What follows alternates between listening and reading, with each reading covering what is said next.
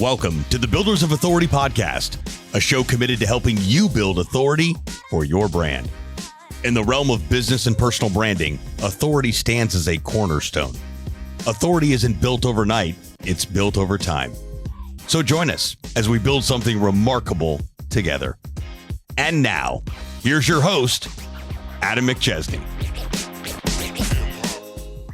Welcome back, everyone, to another episode of the Builders of Authority podcast. We're live here at Adventure Unknown in Fenton, Missouri. If you haven't been out to AU yet, and you're here in the St. Louis area, you're looking to level up in life or business, you're looking for a network, you're looking for a place to hang out, incredible amenities here.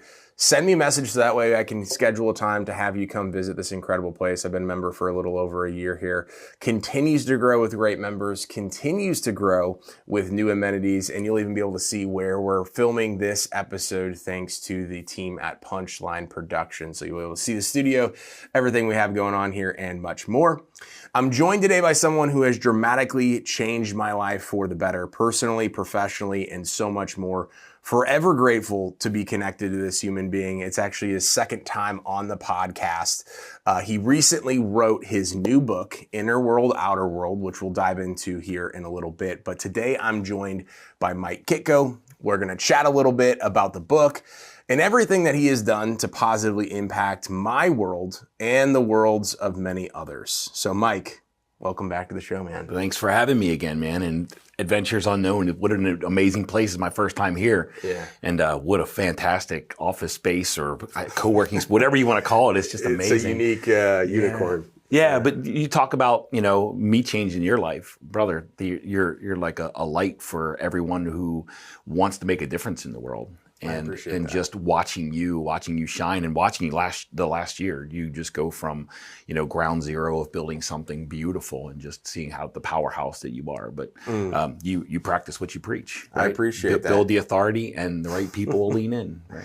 So before we get in the book, I want to obviously kind of go through how you helped me last year from your point of view. Yeah. Because I think I look back to those moments and I was like, damn near rock bottom in a lot of different aspects, but I continued to, show up online, and show up for myself and show up for my team and show up for my clients and show up for the community that we had built. But on the other side, right, very few people knew what I was going through. Absolutely. They didn't know about the losses. They didn't know about the personal struggles. They didn't know about the stuff with my family. Like, they had none of it, but you were one of the few people I could go to just bounce ideas off of. And obviously, we were talking through a lot of different stuff. So I want people to know, like, what makes you special. And we'll dive into that, obviously, what happens in the book. But I would love to hear it from your perspective on how you saw where I was at and some things that you changed in my belief system that allowed me to be honest, just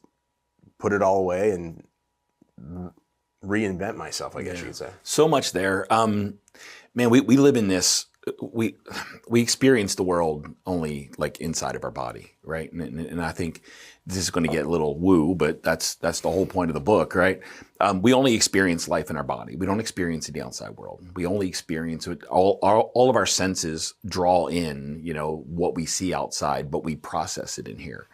And we live in here, and if there's a lot of chaos and a lot of clutter in here, then the world's going to appear like it's chaotic and clutter-filled. And oftentimes what I do with folks is just, first of all, let them talk. They just need to talk, and they just need to process. And as you're processing, you're starting to hear yourself.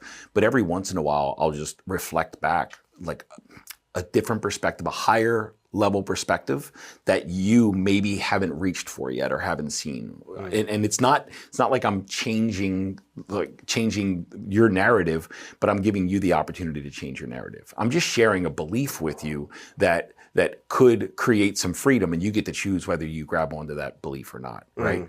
But what I did with you was, and what I remember is just making sure you understand that you are safe right now. And there might be a lot coming at you, but right now in this breath, and I remember asking you this question, Delaney and Murphy, are they alive? And you said, yes. Do you have some money? Yes. You have a beautiful house? Yes.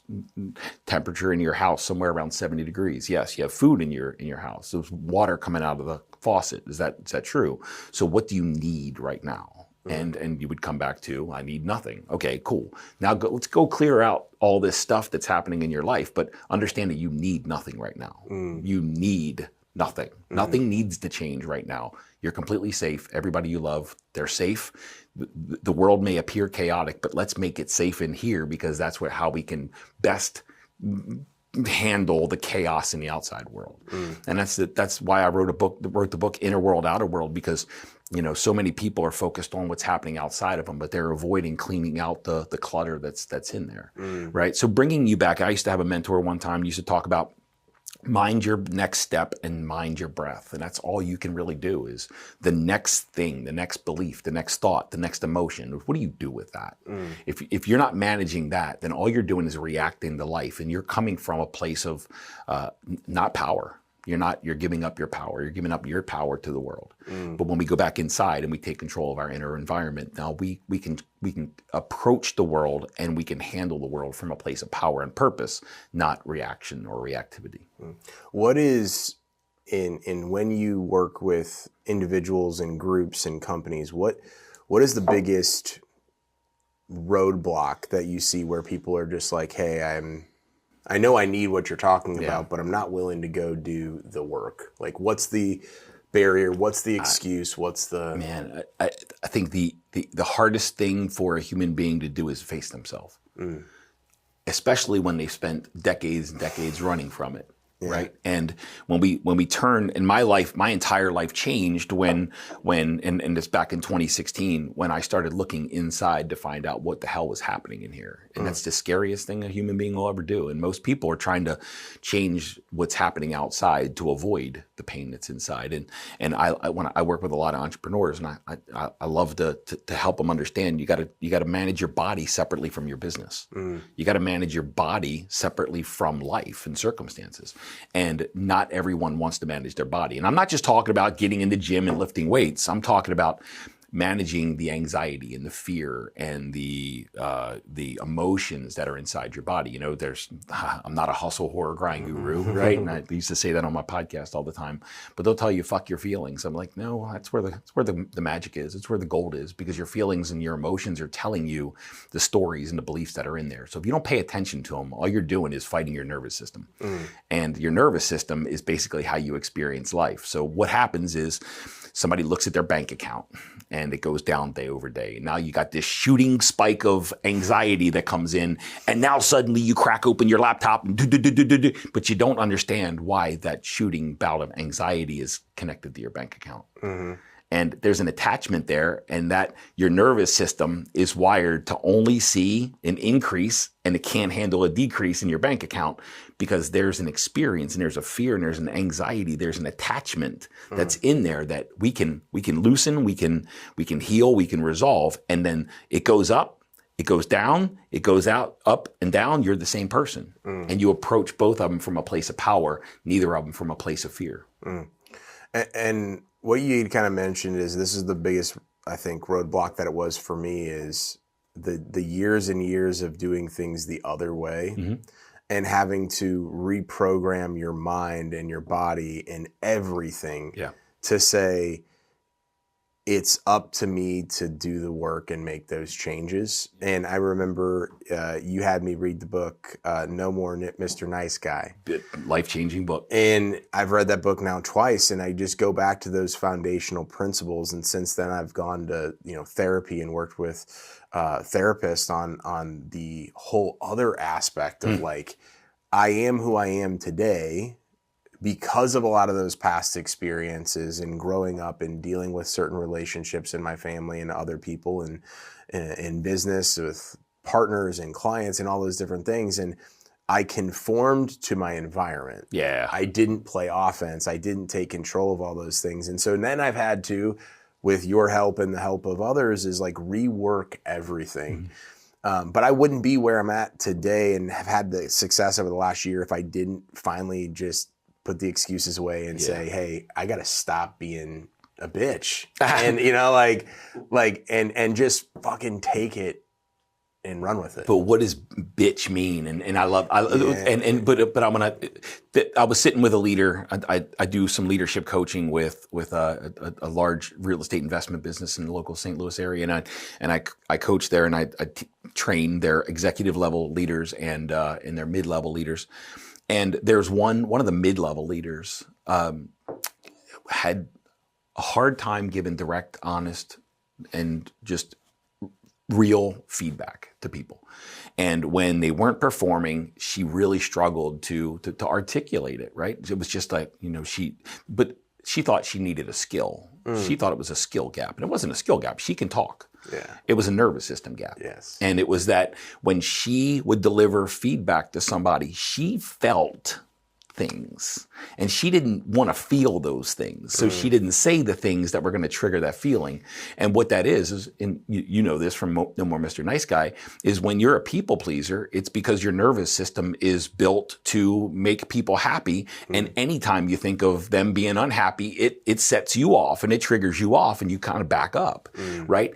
Because we haven't dealt with the nervous system issues that made you a people pleaser, and that's all you did. Yeah. But you give me credit, you give other people credit. Nobody can do that for you. It's in your nervous system, and nobody can do that work for you. We can give you new beliefs, new concepts, new tools, new exercises. But if you don't do them, you're not going to get any benefit from them. The point is when this leader recognized that she wasn't dealing with a skill issue, she was dealing with a nervous system issue, and she started to do some of the exercises, meditative exercises, mindfulness exercises, to start to clear out that clutter, that the way she was wired from a nervous system perspective. And some of it it's not really comfortable. The work that helps us move beyond this, it's not comfortable. We got to go into the shadow. We got to go into the depths of the things that don't feel good. And when you start to clear that out and you start to become a different human being, then you start to spit out the words, and your nervous system doesn't get triggered. And now you can deliver real, honest, vulnerable feedback without this nervous system response that makes you want to back up. So, and that's how we become a more powerful leader. That's how we become a more powerful human being. When someone hasn't learned or hasn't demonstrated or laid out firm boundaries in their life, laying down boundaries will feel hostile. It'll feel aggressive. It'll feel violent, and that's in here. And it's not real on the outside. It's real in here, and that's the only place you experience life. The boundaries is a big thing with family, with friends, with clients, with teammates. Yeah. I mean, it's a tough thing, and it is that going to that deep place to go fix the issue, not the surface level stuff. It's having to, again, rewire, rethink, have those things that have been with you for a very long time. You be willing to challenge them, and then go say, hey, I have 3 options, right? I can go backwards, I can stay where I'm at, or I can try to go fix this thing and go work on it. And it comes down to, I'm just done letting the world take advantage and of steamroll me. You. Steamroll. So talk to us about the book, right? So talk to us about kind of when the idea happened of the book. I know the launch just happened last week. I was there. It was an awesome event just to see that on your birthday as well. But talk to us kind of about how everything kind of started versus where you're at right now with everything. And I got another story that I want to get to, but I'll answer this, and I'll start another story. I read a book. I'm a big fan of a guy named Dr. Joe Dispenza. And I've been to Dr. Joe's, a couple of his advanced workshops. They're amazing. And it's all the same work. It's all similar work. And difference between me and him is he has 2,000 people from 59 countries in a room, and I have 20, right? That's the difference. And he's, I don't know, just a world-class teacher, healer. But anyway, the point being is, he wrote a book. He's a chiropractor, and he does some of the same work that I do, right? Well, I emulate him. Let's make sure I honor that. But he wrote a book called Evolve Your Brain back in, I don't know, 10 years ago. I don't know. Yeah. But it was very scientific. And the second book he wrote was Breaking the Habit of Being Yourself. And it was 75% scientific, 25% woo. Then he wrote another book called You Are the Placebo, and it was about 50% scientific and 50% spiritual. Then he wrote a book called Becoming Supernatural. He said, fuck it. This is the book I've always wanted to write, and I never had the courage. This is the book that I wanted to write as the first one, but I was trying not to be labeled a pseudoscientist or weird, and that's why I made it more left brain. But this is the book, and it's like 100% right brain, and he kind of like separates himself from the scientific piece and just goes whole hog spiritual. And when I read that, I'm like, that's it. This is the book that I've always wanted to write. And I wrote a book called The Imposter in Charge for my first book. It's a good book. That's not the book I wanted to write. That's not an expression of who I am and what I believe, and that's not an expression of my soul. That was a marketing book. That was a book to get clients. That's all that was. And it's good. It's got some value, but this is an expression of my soul. And the feedback I'm getting from this is, Mike, we can hear you in this. This is you. Like this is every conversation we've ever had is inside this book somewhere. Yeah. The work that I've done to change my life is in there. The shadow work, the meditative work, getting into, and I'm talking, when I say shadow work, what I mean is there's something that you're scared of losing. There's something you're scared of facing. There's something you're scared that you've been trying to avoid your whole life. Shadow work is getting into that place in your mind and body and facing it right now. Yeah. And because the reason you're scared of it is because your nervous system's trying to avoid that feeling. And when we get into it and experience it in our body right now, our nervous system starts to rewire and starts to let go of all that, the worry, the doubt, the fear, the anxiety, all the hormones associated with that event and experience. And then you no longer need to avoid it. And now you have less fear, less anxiety, less hormones of stress, cortisol, adrenaline. Your body runs less on those. And when you get into the shadow work and you can literally start eliminating the fears and worries and the doubts and the anxieties from your life, like money fear, right? If your mind and your body goes up and down with your bank account, your money's bitch. That's a central nervous system issue. That's not a money issue. You don't have a money problem. You have a nervous system issue. Yeah. We need to regulate the nervous system to be able to be okay whether money goes up and down, and then face money and increase our bank account from that perspective. Not like money is our master instead of us being money's master. And that's the stuff that I share in this book. This is the stuff that changed my life. How did I get over when I got terminated from my 2 corporate jobs in 2014 and 2016? How did I get over the fear of losing my house? In shadow work, I lost my house. I saw it. I saw who I'd be with no house and with no material possessions and with my family abandoning me, which was really what I was trying to avoid. I felt all that shame and all the guilt and all the anger and all the repressed shit and all the sadness, and I faced it. And as I faced it and I felt it, it started to dissolve. And there was less and less of it. And then at some point, I was no longer afraid to lose my house because I had faced all the stuff that I felt I was trying to avoid by facing it. And now I no longer fear losing my house. And then every time I experience some burst of anxiety, some burst of fear, the first thing, my first response is to, where did that come from? What is that trying to tell me? Why is that there? How did that story get lodged into my nervous system? How did my nervous system build around that experience? Face that, and now we can expand our experiences in the world and not be triggered. That's a word that I love, untriggerable. I just want to become untriggerable. So I master life instead of life mastering me. This is the stuff that I've always wanted to share, and this is what I do in my workshops. Yeah. But the work that I've done in the world and some of the books that I've written, it wasn't a reflection of the real work that I did, because I was scared to show what I was really about, my operating system, my ethos. Yeah. I think a lot of people, whether it's writing a book or sharing it on a podcast or even showing up on social media, right? They're like, oh, I don't want to say this. Yeah. I don't want to do this because my client might see it, or somebody who, likes me or whatever, and so like I've had to pull back the layers, peel back the onions on, I'm even going to go open this stuff even more as I've rebuilt everything, and it's only benefited me because even the people that like I thought that were supporting me or that I wanted to support me and I thought maybe they would or they would become a client, like they've weeded themselves out if it hasn't made sense. And so in the past though, I would have attracted that client for the wrong reasons. Sure. And then all of a sudden it would have been a terrible client and it would have been a nightmare. And so what you kind of said about going to that place where you're like, hey, I'm living it in my system of, hey, losing the house, losing my family, all that stuff. I had to lose everything in reality in order to basically go through that. But now the way I think is like, and I know it was kind of completely different than every teaching or coaching or consulting that I had for many years, where it was like, just build, and just figure out the next great thing and all this stuff.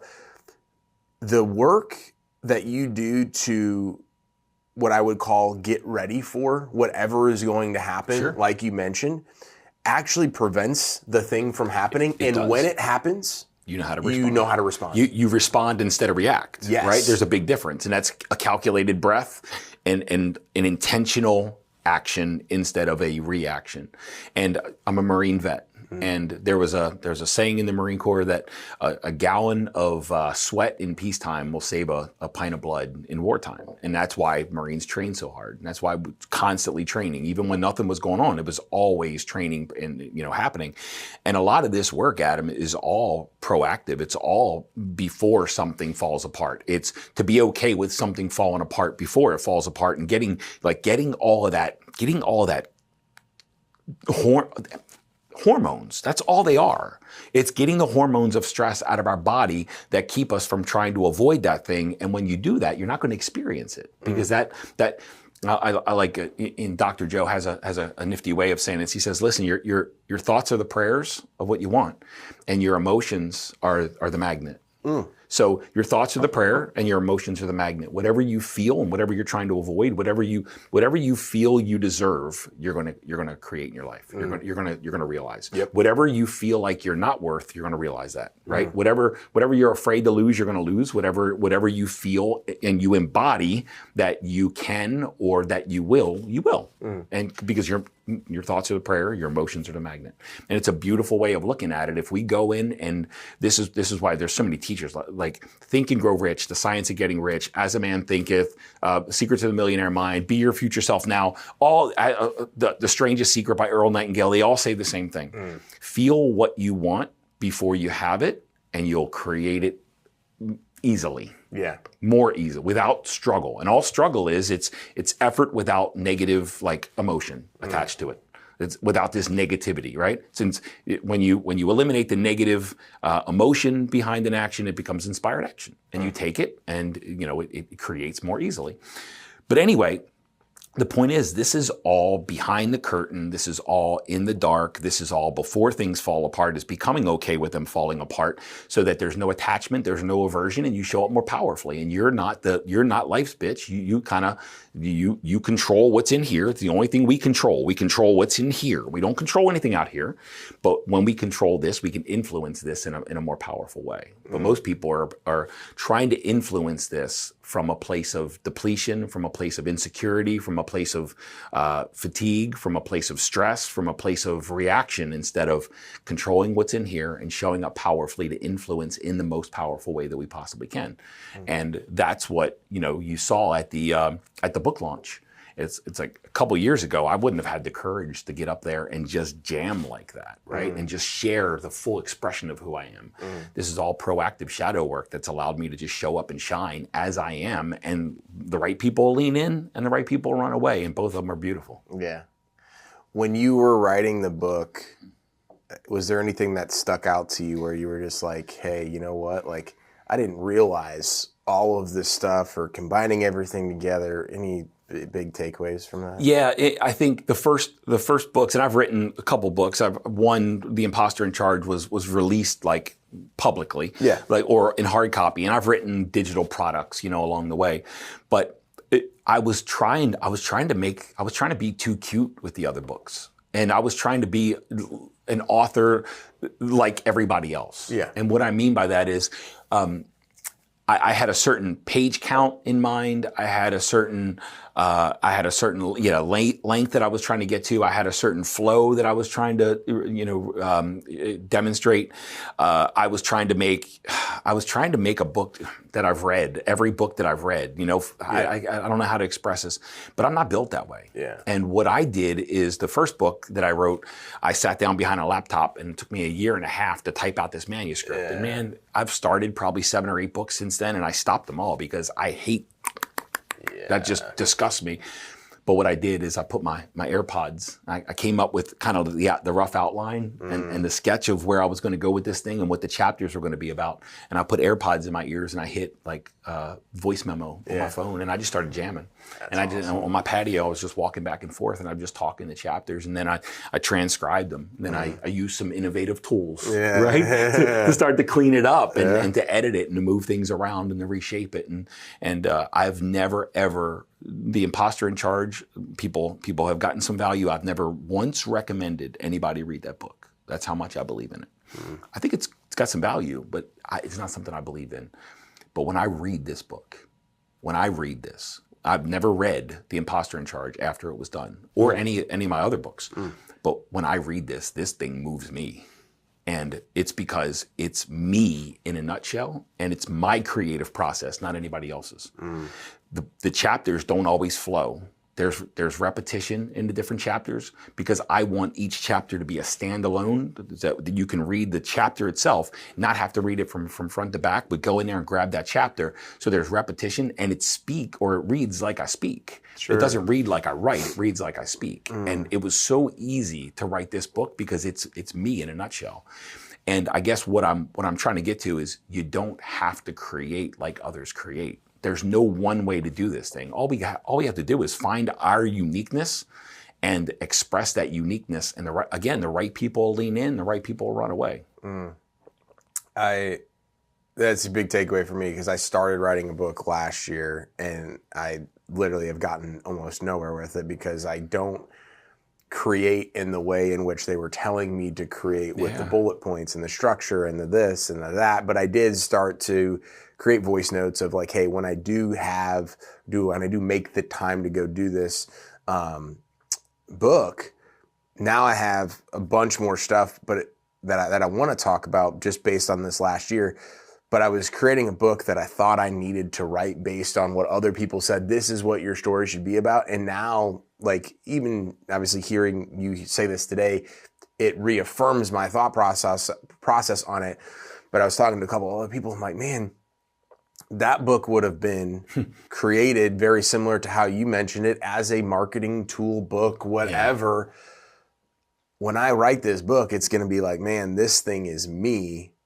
And it may not do what I thought the other book could have done or whatever, but I don't give a shit. Now I'm excited about the ideations and the things that I'm actually going after because it's like I'm actually sharing what I believe. Sharing me and you. The real, raw, the authentic, everything else. So let's go back. Now this is a coaching conversation, okay? What do you need right now? What do I need? What do you need in your life right now? Need, not want. Nothing. What do you need? Nothing. Then why would you write a book to attract something that you don't need instead of be yourself, demonstrate your creative essence, and the right people who love your creative essence, they will lean in. Absolutely. But what do you need right now? Nothing. So why would you be inauthentic?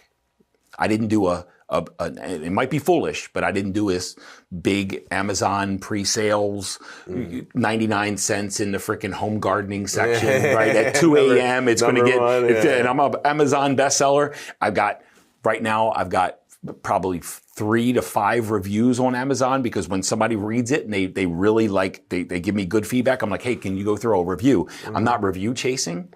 I'm not doing this inauthentic stuff to try to get this ego stroke because you know what?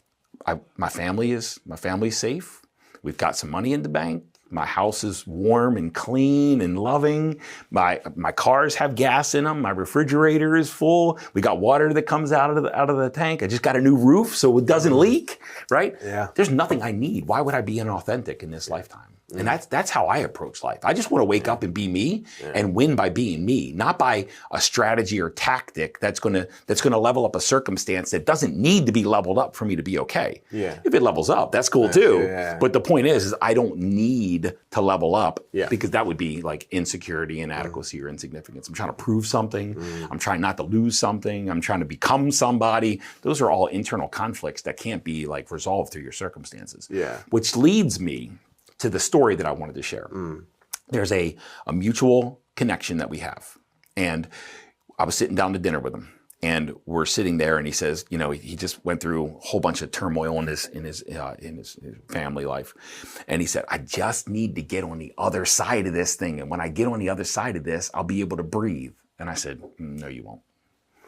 And it kind of shocked him. I said, tell me the last time you've ever gotten have you ever had any challenges or obstacles? He said, yes. I was like, have you ever gotten on the other side of a challenge or obstacle and had sustained peace for a long time?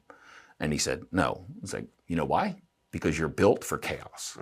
It's in your nervous system. You're built for chaos. You're built for insecurity. You're built to experience yourself as inadequate. You're trying to find like some sense of significance through your accomplishments, and all this fear-based shit's in there, and you're trying to fix the fear-based shit in here by what's happening out here. And this is why we'd write a book that we don't believe in. This is why we'd write a book that's not an expression of ourselves. This is why we'd write a book to try to add another zero or comma to our bank account, because we're trying to solve some internal conflict. And we're trying to do that by appearing a certain way, creating a new circumstance, adding something, trying not to lose something, right? And then we wouldn't really express our own uniqueness. I hope that makes sense. It makes a ton of sense. And the other thing with that too is that particular scenario that you gave is, okay, when I get on the other side of this, whatever the thing is. Well, the people that, and I'm guilty of this in myself, of years and years of doing that, the next thing is when we get on the other side of it, we usually go then create the next You're series. bored. Yeah. Because when the line, and when I say this, and I didn't make this up, but when I say this, and I say it every workshop and pretty much every time I get the chance to, and usually I'll hear like, so it'll hit somebody in the gut, and I say, when you're addicted to chaos, peace feels like boredom. Yes. So when your body literally is addicted to the hormones of stress and chaos, addicted, when you don't have that, your body will go into withdrawal because your body becomes addicted to hormones, cortisol, adrenaline, right? All this shit that runs through. When we don't have that, if our body's addicted to those things, when we don't have them, we'll create it somewhere. And it might be you get on the other side of this thing in business, and you go home, and now you're starting picking fights with your wife, and you're creating some pain in your life at home because you just need this adrenaline rush. You just need this cortisol. You need a challenge. You need something to be not okay so you can fix it. And if this will be, it's like whack-a-mole, right? This will be broke. So you fix that, and then something else pops up because your body's addicted to this stress and the conflict. And in the absence of those things, you can't handle it. And what I say, when I said to our friend, I was like, no, you won't, because you're not doing the inner work to not need the chaos in your life. Well, and a perfect example of like where I feel like I have evolved this time around in doing it is when I went from 0 to 1 million last time. It took me about 15 months. Yeah.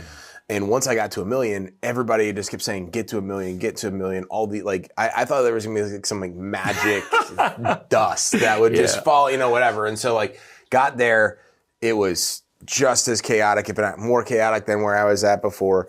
And then, right, I conformed to all of the people that were like, oh, when you're $1 million, you need to go do this, this, and that. And then this is, I was listening to everything in so many different groups, had so many different, like all this stuff. And so then I started to conform to what I was being told in society and all of this stuff, right? When I did it this time, it took me a month to realize that we had even hit 1 million. Because I have like shown up every single day. Now, some days and weeks and months are a little bit crazier than others, but I have not changed course or my feelings or my thoughts based on whether we had nothing at this time last year, didn't even have a business. I mean, at the time of recording this, like essentially that we have today, now it's there.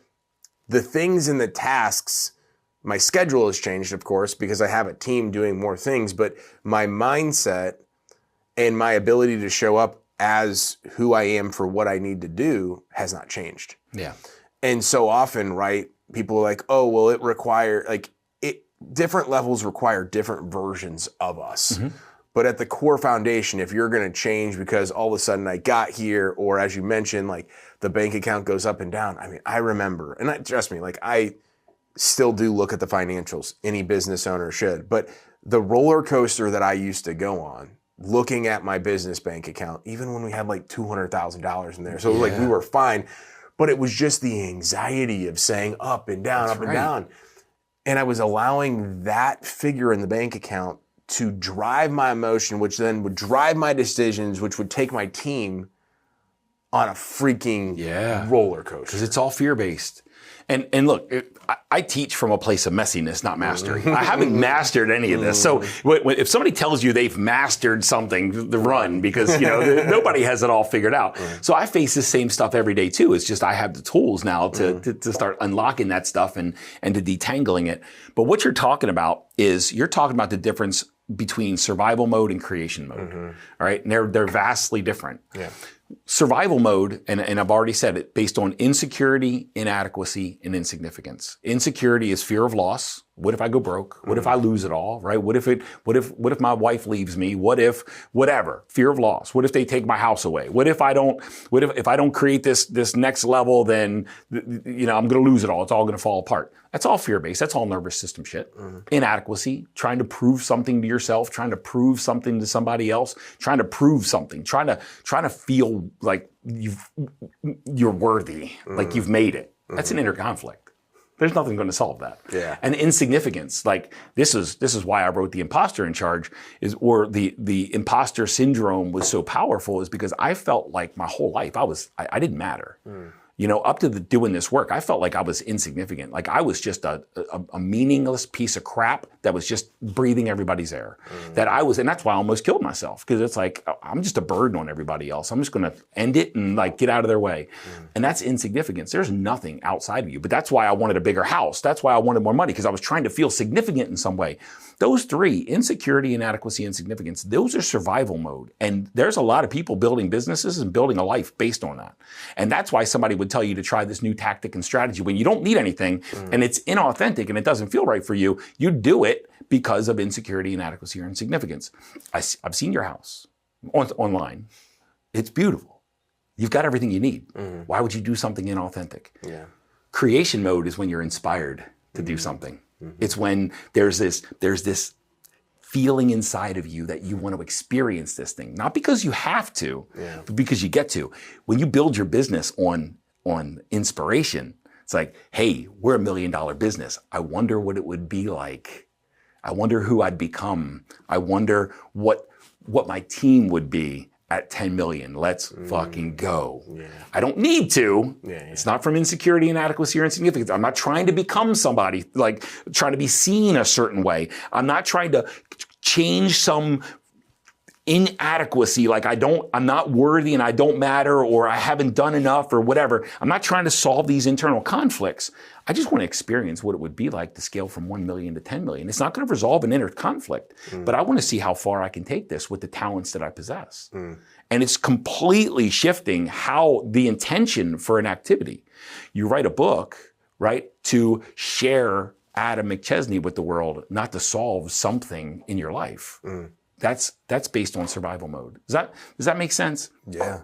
So if sometimes people scale simply trying to fix that internal conflict, and they feel like if they scale, it's going to fix it. Then when it doesn't fix it, then they scale again to try to fix it. And I'm saying, I'm not talking about not scaling. I'm talking about, let's go back and fix the internal conflict so that you're not doing it for an intention that you're never going to achieve. Love it. Mike, this has been incredible. I appreciate you coming back on and sharing all this stuff. Any last pieces, and then we'll kind of finish up where people can find the books, they connect with you, but any last pieces that you'd like to leave the audience with? Anything coming to mind? Yeah. So in my workshop, we just finished up a workshop, and there's a couple. You're an awesome marketer, and there's a marketing concept that was shared with me a long time ago. People will buy their way out of hell, but they won't buy their way into heaven. Have you ever heard that before? I think that's a beautiful, beautiful way to say that. I used to say, hey, if you want to feel freedom and happiness and joy and peace, I'm your guy, right? And nobody bought because they won't buy their way into heaven. But when you say the insecurity, inadequacy, insignificance, you got all this shit inside of you, you're cleaning it out, people will buy that because they're looking for relief, right? In my workshop, I teach a simple creation process, right? 3 C's. Get clarity of your vision, get certainty in your nervous system, and commitment to receive, right? And allow goodness to come into your life. But here's the piece. The first 12 chapters in Inner World, Outer World are about becoming the person capable of making that creation process happen. Mm-hmm. So when I market the workshop, I market the creation process, but mostly we're going to spend more time becoming the person capable of making that happen, because when you become that person, that process works every single time. You can create anything you want, as long as it's not to fill some internal void that you're never going to escape. Incredible. Well, Mike, where can people buy the book? Where can people stay connected with you online? Yeah, Amazon.com around the world. You can go there. You can go to Barnes & Noble, but Amazon's too easy. Yeah. My website is www.innerwealthglobal.com. And I'm on Facebook. I have a podcast called the Inner Wealth Podcast. I have a YouTube channel. It's Mike Kitko, Inner Wealth. Connect with me on all those. You've taught me, and this is what you bring to the world. You've taught me how to be seen in the world, right? And how to get some visibility. Now, I don't have the followers you have, but that is why I'm able to share some of this stuff with the world, because of the work that you've done with me and what you've shown and what you've exemplified for me. So any of those platforms, Facebook, Instagram, I don't do a whole lot on anything but Facebook. But connect, if any of this connects, if Inner World, best thing happened today. There's a guy that I don't do, let me back up. When I was sitting down with Angie and I told her about what I was going to do with Inner World, Outer World, and we started the process, I said, I'm going to write the book that when somebody reads it, they know the exact work that we're going to do in the Inner Wealth Mastermind. By the way, Inner Wealth Mastermind. And there's going to be no guesses. It's going to be completely clear and completely obvious. And one of our mutual friends today shared the Inner Wealth or Inner World, Outer World with his community and said, this is a powerful read. It's short. And I messaged him and I said, hey, what do you think about doing work in the Inner Wealth Mastermind? He said, I've been thinking about that, and I think it's likely that I'm going to be joining you. This is why I wrote that book. Yeah. So if something in Inner World, Outer World connects with you, get in my world, get in my ecosystem, and we'll actually put all of that into practice, and you'll become the highest version of yourself, and your life will change forever. Love it. Mike, thank you again, man. Thanks for having me, man. Appreciate it. Thanks for all your love and support, brother. Of course. Make sure, everyone, if you don't follow Mike already, if you haven't bought the book, be sure to do it. Reach out to him, have a conversation, anything that stuck with you today. He's made a massive impact on my life and business, and I know he can do the same for you. Appreciate you either listening to the podcast or watching it on YouTube. Make sure to subscribe to the YouTube channel, leave us a 5-star review, download the episodes on the podcast platform of your choice. Definitely helps us get this information out to more people. And as always, remember, authority isn't built overnight, it's built over time. We'll see you next week. Thanks so much for tuning into this episode. We sure do appreciate it. If you haven't done so already, make sure you're subscribed to the show wherever you consume podcasts. This way you'll get notifications as new episodes become available. If you feel so inclined, please leave us a review. We sure do appreciate it. Until next time, friends.